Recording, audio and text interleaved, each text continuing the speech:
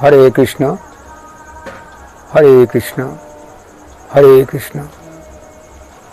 ওং নমো কৃষ্ণায় বাসুদেবায় হরয়ে পরমাত্মনে প্রণত ক্লেশ নাশায় গোবিন্দায় নমো নমঃ। ওং নমো ভগবতে বাসুদেবায়। ওং নমো ভগবতে বাসুদেবায়।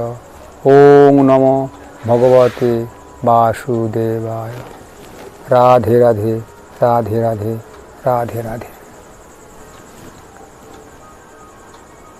আমি এখন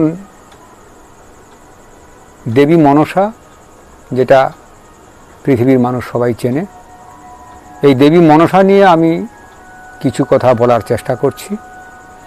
এই দেবী মনসা বা মা মনসার পূজা নিয়ে মানুষের মধ্যে অনেক ভুল চিন্তাভাবনা, ভুল দৃষ্টিভঙ্গি এবং ভুল বোঝা আছে। শাস্ত্র কিন্তু তা নেই। শাস্ত্রের মধ্যে কি উল্লেখ আছে সেটা আজকের আমি বলার জন্য যথাসাধ্য চেষ্টা করছি। দয়া করে আপনারা ভিডিওটা সাবস্ক্রাইব করবেন, বেশি বেশি করে শেয়ার করবেন এবং এই সুন্দর সুন্দর তথ্যটা মানুষের কাছে পৌঁছে দেবেন। আজকের বিষয় হচ্ছে মা মনসা। তো এই মা মনসা কোথা থেকে জন্ম হলো? মা মনসা প্রকৃত মাছ খায় কিনা, মাংস খায় কিনা? এই কিছুদিন পরে ভাদ্র মাসের শেষে যে মা মনসার পূজা বা এই যে পান্তা খাওয়া, এই যে একটা রেওয়াজ আছে, এই প্রথাটা কতটা আমাদের মধ্যে সত্যতা আছে, কতটা আমরা শাস্ত্র অনুযায়ী করি, সে বিষয়ে আমি কিছু বলার চেষ্টা করছি। এবং এই যে ভাদ্র মাসের যে পান্তা খাওয়া হয়, এটা আমাদের মধ্যে অনেক ভুল বোঝাবুঝি আছে, ভুল কুসংস্কার আছে। আমি সেই বিষয়ে মা মনসার জন্ম বৃত্তান্ত এবং মা মনসার নামটা কি করে হলো, আমি এই সম্পর্কে আপনাদের সামনে বলবো। বলার পরে যদি আপনাদের মনে হয় যে হ্যাঁ মা মনসা মাছ খায়, মাংস খায়, তখন আপনারা বিবেচনা করবেন, বিচার করবেন। এখন আমি মা মনসা সম্পর্কে আপনাদের কিছু বলছি। বিষয় হচ্ছে মা মনসা। মনসা কথার অর্থ হচ্ছে মন থেকে অধিষ্ঠাত্রী দেবী। অনেক নাম, তাই ইনি মনসা। এনার অনেক নাম আছে, কিন্তু মন থেকে অধিষ্ঠাত্রী কী করে হয়েছে সে বিষয়ে আমি আপনাদের কাছে পরে বলবো। মনসা মায়ের বা দেবী মা মনসার 12টা নাম আছে। আমরা মনসা নামে সবাই চিনি, কিন্তু এনার নাম কিন্তু 12টা। আপনারা নামটা আগে জানুন, আমি মা মনসার জন্ম বৃত্তান্ত আমি বলবো আপনাদের কাছে। মা মনসার নাম জরৎকারু, জগৎগৌরী, মনসা, সিদ্ধি যোগিনী, বৈষ্ণবী, নাগভোগিনী, শৈরী, নাগেশ্বরী, জরৎকারু প্রিয়া, অস্তি মাতা, বিশ্বহরী, মহাজ্ঞানে যুক্তা। এই হচ্ছে 12টা নাম। মনসা মায়ের 12টা নাম আছে। বৈষ্ণবী কিন্তু মা মনসার নাম। মনসা দেবীর গায়ের রং শ্বেত চাঁপার মতো সাদা। আপনারা বিষয়গুলো ভালো করে বুঝে নেন। কোন শাস্ত্র থেকে আমি বলছি সেটা রেফারেন্সটা আমি একটু পরে দিয়ে দেব। দেবী মনসা নামটা হলো কেন তার বৃত্তান্তটা আমি বলছি। মন থেকে জাত হয়েছিলেন, তাই এনার নাম মনসা। তো ইনি কার মন থেকে জাত হয়েছিলেন আমি সে বিষয়টা আপনাদের কাছে বলবো। এখন কথাটা হচ্ছে, এখন মনসা দেবী ইনি বিবাহ কাকে করেছিলেন, কি বৃত্তান্ত, সে বিষয় নিয়ে আমি আপনাদের কাছে বলছি। জন্ম বৃত্তান্তটা আমি লাস্টে বলবো, যে কি করে এনার জন্ম হলো সে বিষয়টা আমি লাস্টে বলবো। জরৎকারু মুনির নাম আপনারা জানেন। এই একজন আছে যার স্বামীর নাম এবং স্ত্রীর নাম হচ্ছে একই, স্ত্রীর নাম যা স্বামীর নামও তা, সেটা আপনারা প্রমাণ পেয়ে যাবেন। জরৎকারু মুনির বংশে বা পিতৃগণ পুত নামক নরক থেকে উদ্ধার করার মতো কেউ ছিল না। সেই পুত্র জন্ম দেওয়ার জন্য মনসা দেবীকে বিবাহ করেছিলেন জরৎকারু মুনি। তো জরৎকারু মুনি যখন বিবাহ করার প্রস্তাব পেয়েছিলেন বাসুকী নাগ, মানে মনসা দেবীর ভাই বাসুকী নাগ, তো সেখানে কয়েকটা শর্ত ছিল। সে শর্তগুলো আপনাদের সামনে আমি বলছি। প্রথম শর্ত ছিল, জরৎকারু মুনি বলেছিলেন, এমন একজন মহিলাকে আমি বিবাহ করব এই পুত্র উৎপাদনের জন্য, যার নাম আর আমার নাম কিন্তু এক হতে হবে। জরৎকারু মুনির নাম আর স্ত্রীর নামও জরৎকারু হতে হবে। দ্বিতীয় শর্ত ছিল, জরৎকারু মুনি বিবাহ করতে পারে কিন্তু উনি স্ত্রীর ভরণ পোষণ নিতে পারবেন না। তৃতীয় শর্ত, স্ত্রীর কোনো অনাচার উনি সহ্য করবেন না। যেদিন অনাচার হবে সেদিন কিন্তু উনি স্ত্রী ছেড়ে চলে যাবেন। এই হচ্ছে জরৎকারু মুনির মনের বাসনা। এমন সময় বাসুকী নাগ,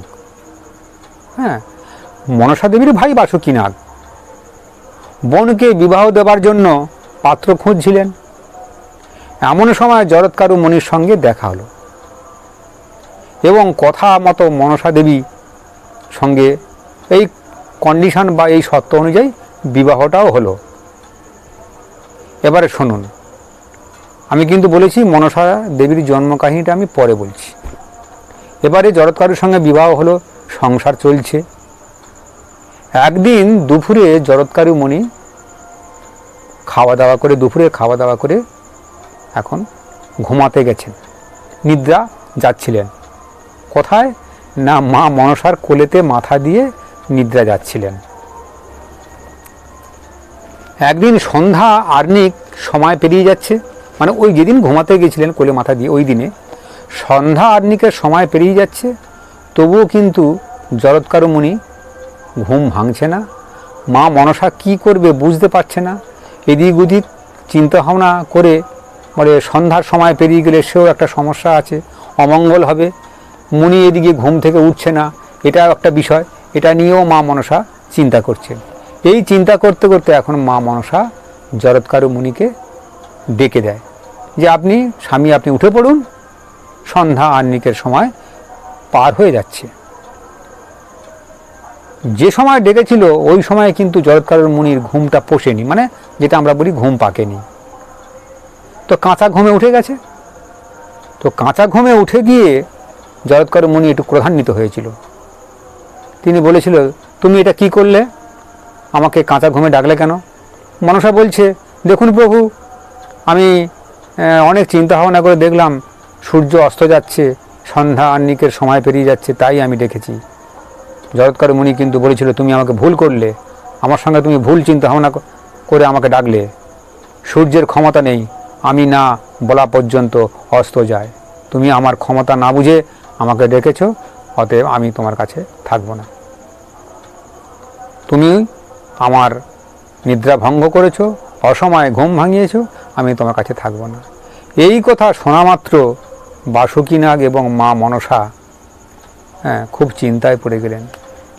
জরৎকারু মুনিকে অনেক অনুরোধ করলেন, বাসুকী নাগ অনেক বোঝালেন, কোনো কাজ হলো না। জরৎকারু উনি কিন্তু মনসাকে ছেড়ে চলে যাবেন। কিন্তু বাসুকী নাগ একটা কথা মনে করে দিলেন, প্রভু মুনিবর, আমাদের যে কথা ছিল একটা পুত্র সন্তান, তার বিষয়টা কি হবে, সেই ব্যবস্থাটা আপনি করে যান। ভালো, এই বলে এখন জরৎকারু মুনির পা ধরে মনসা এবং বাসুকী নাগ দুজনে অনুরোধ করছে যে এই ব্যবস্থাটা তুমি করে তবে যাও, কেন তোমার সঙ্গে আমাদের কথা ছিল একটা পুত্র সন্তান তুমি মনসার গর্ভে উৎপন্ন করবে। ভালো, সেই মতো কথা ছিল। তাই তখন মুনিবর বললেন, আমাকে কি করতে হবে তোমরা বলো। বাসুকি বারবার বলছে, দেবী মনসা দুজনে মিলে যত অনুরোধ করছে, চরণটা ধরে আছে, এই কথা বলে মুনি বললেন, মনসার মাথায় হাত রেখে জরৎকার মুনি বললেন, অস্তি অস্তি অস্তি, নাও তোমরা উঠে পড়ো। এই অস্তি কথার অর্থ হচ্ছে আছে আছে আছে, মানে মনসার গর্ভে সন্তান আছে আছে আছে। এই অস্থির নাম, মানে এই অস্থি যে শব্দটা বা বাক্যটা, এই বাক্য অনুসারে মনসার সন্তানের নাম হয়েছিল আস্তিক, মানে গর্ভে আছে, সেইটাকে অস্থি অস্থি অস্থি মানে আছে আছে আছে। তাহলে ব্যাপারটা হয়ে গেল কি, মনসা গর্ভে সন্তান হবে, এই কথা বলে কিন্তু জরৎকার মুনি গৃহত্যাগ করে চলে গেলেন। ব্রহ্মবৈব, আমি রেফারেন্সটা এবার দিচ্ছি আপনাদের, মনসা নামের তথ্যটা কি করে হলো।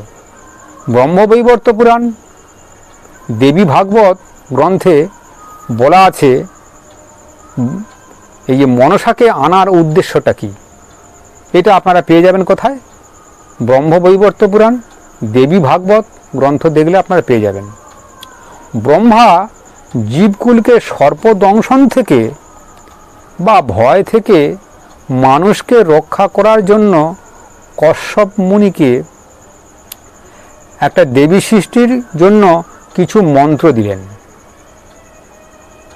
কশ্যপ সেই মন্ত্র ও দেবীর কথা চিন্তা করতে করতে হঠাৎ এক দেবীর সৃষ্টি হলো, তাই মনের চিন্তা থেকে আবির্ভূত হলেন বলে ওনার নাম মনসা। বিষয়টা আপনারা বুঝুন, কশ্যপ মুনির মন থেকে মনের চিন্তন হতে হতে দেবী মনসার আবির্ভাব, তাই ওনার নাম মনসা। এই রেফারেন্সটা আপনি ব্রহ্মবৈবর্ত পুরাণ এবং দেবী ভাগবতে পেয়ে যাবেন। মনসা দেবীর পূজা সর্ব অগ্রে শ্রীকৃষ্ণ করেছিলেন, পরে কশ্যপ মুনি করেছিলেন, এবং শ্রীকৃষ্ণ বর দিয়েছিলেন, মনসা তুমি সর্বলোক পূজিতা হবে। এটা শ্রীকৃষ্ণ মনসাকে বলেছিলেন। এই আস্তিক মুনির জন্য, মানে মনসার গর্ভে যে আস্তিক মুনি হলো, জন্ম হলো, এই আস্তিক মুনির জন্য সর্পকুল জন্মেঞ্জয়ের সর্পনিধন যজ্ঞ হাত থেকে রেহাই পেয়েছিল। সেটা আপনারা ভাগবতে খুঁজলেও পাবেন।